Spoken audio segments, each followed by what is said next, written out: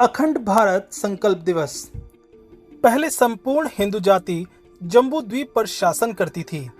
फिर उसका शासन घटकर भारतवर्ष तक सीमित हो गया।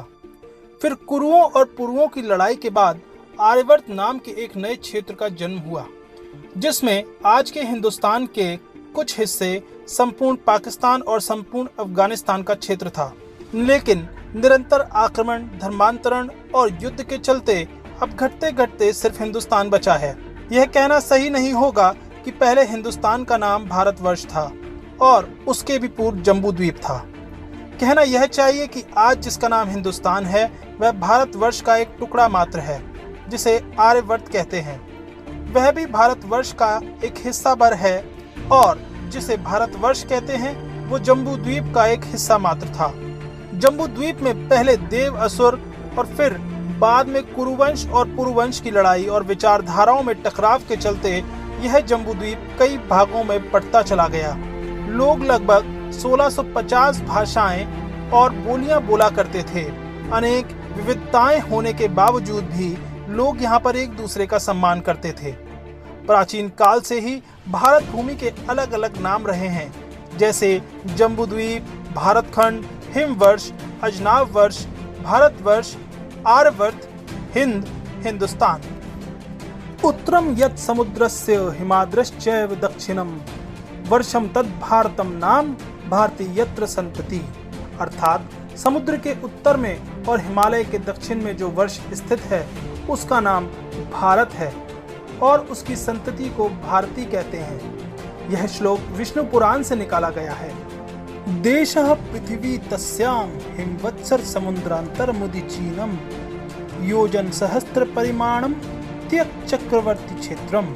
अर्थात हिमालय से लेकर दक्षिण समुद्र पर्यंत पूर्व से पश्चिम दिशा में 1000 योजन तक फैला हुआ भूभाग चक्रवर्ती क्षेत्र है। हिमालयम समारंभ्य यावत इंदु सरोवरम तदेव निर्मित देशम हिंदुस्तानम प्रचक्षते। अर्थात हिमालय से लेकर इंदु महासागर तक देव पुरुषों द्वारा निर्मित इस भूभाग को हिंदुस्तान कहते हैं। सप्त सैंधव क्षेत्र में पनपी अग्निहोत्र संस्कृति की पहचान है।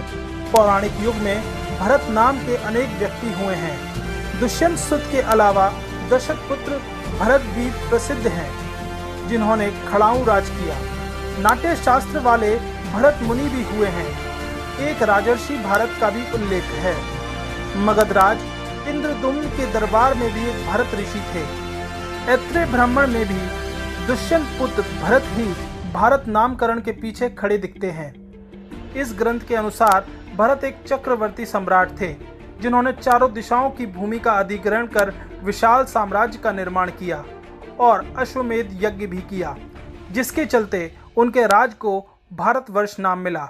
इसी तरह मत्स्य पुराण में उल्लेख है कि मनु को प्रजा को जन्म देने वाले वर और उसका भरण पोषण करने के कारण भरत कहा गया है। जिस खंड पर उसका शासन वास था उसे भारतवर्ष कहा गया है। नामकरण के सूत्र जैन परंपरा तक में मिलते हैं। भगवान ऋषभ देव के ज्येष्ठ पुत्र महायोगी भरत के नाम पर इस देश का नाम भारतवर्ष पड़ा। संस्कृत में वर्ष का अर्थ इलाका, बंटवारा, हिस्सा आदि भी होता है। सन 1800 से पहले विश्व के देशों की सूची में वर्तमान भारत के चारों ओर जो देश माने जाते हैं, उस समय ये देश थे ही नहीं। यहाँ राजाओं का शासन था। इन सभी राज्यों की भाषाओं के अधिकांश शब्द संस्कृत के ही थे। मान्यताएं व परंपराएं भी बाकी भारत जैसी ही थी। खान पान, भाषा बोली, वेशभूषा, संगीत, नृत्य, पूजा पाठ, पंथ के तरीके सब एक से थे। जैसे जैसे इनमें से कुछ राज्यों में बाहर से मजहब आने लगे, यहाँ की संस्कृति बदलने लगी। इतिहास की पुस्तकों में पिछले 2500 वर्षों में जो भी आक्रमण हुए हैं, उसमें से सबसे अधिक आक्रमण भारत पर ही हुए हैं। ऐसा इतिहासकारों ने अपनी पुस्तकों में कहा है। पर किसी भी इतिहासकार ने अफगानिस्तान, म्यांमार, श्रीलंका, नेपाल, तिब्बत, भूटान, पाकिस्तान, मालदीव या बांग्लादेश पर आक्रमण का उल्लेख नहीं किया है। ये थी अखंड भारत की सीमाएं। अखंड भारत इतिहास की पुस्तकों में हिंदुस्तान की सीमाओं का उत्तर में हिमालय व दक्षिण में हिंद महासागर का वर्णन है। कैलाश मानसरोवर से पूर्व की ओर जाएं तो वर्तमान का इंडोनेशिया और पश्चिम की ओर जाएं तो वर्तमान में ईरान देश या आर्यन प्रदेश हिमालय का अंतिम छोर है।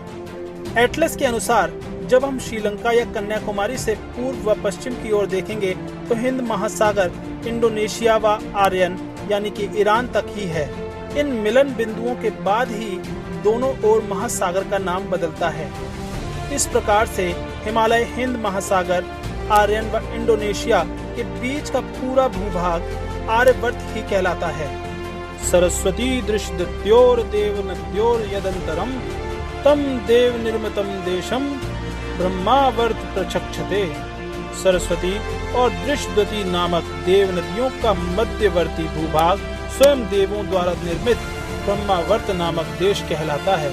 उसका वैशिष्ट्य बताते हुए कहा है, यस्मि अंदेशे यह आचारः पारंपर्य क्रमागतः वर्णनाम सांतरालानाम सा सदाचार उच्यते। अर्थात उस देश में जो आचार परंपरा से चला आ रहा है उसे ही सब वर्णों के लिए सदाचार कहा गया है। अर्थात यह ब्रह्मवर्त क्षेत्र एक महान संस्कृति का उद्गम प्रदेश है। भारत माता की जय। आपको ये वीडियो कैसा लगा हमें कमेंट बॉक्स में लिखकर भेजें और हमारे चैनल को सब्सक्राइब करें और बेल आइकन दबाएं। आपका सपोर्ट हमारे लिए बहुत महत्वपूर्ण है।